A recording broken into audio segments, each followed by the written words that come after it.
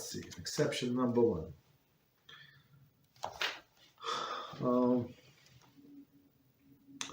Akodemoso. Right, misa, meaning death, right? Prior to persons passing away.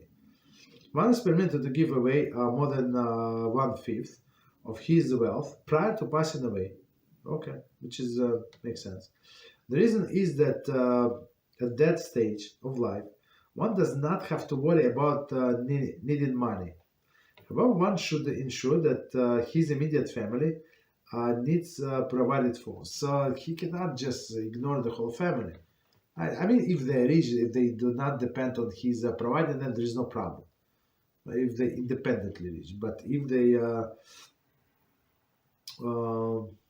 they count on his money, actually, I mean, for support, he's not allowed to give like everything away.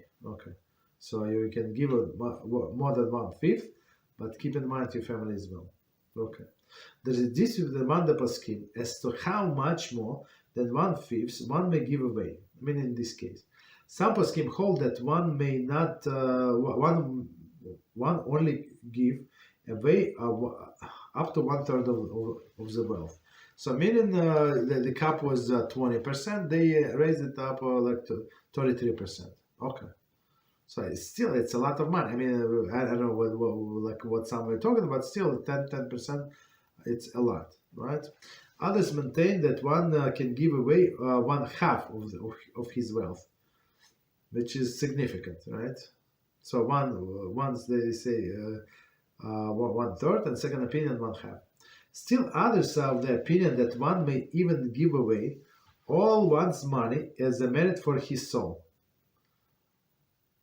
So this person was not the biggest tzaddik, let's say, during his lifetime, and now his end is nearing. So basically, of course, hopefully he does Teshuvah as well.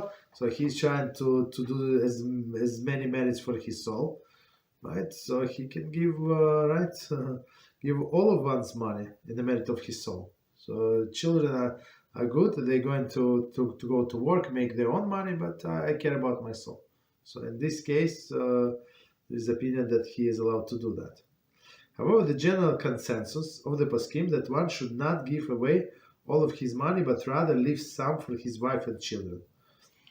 Okay.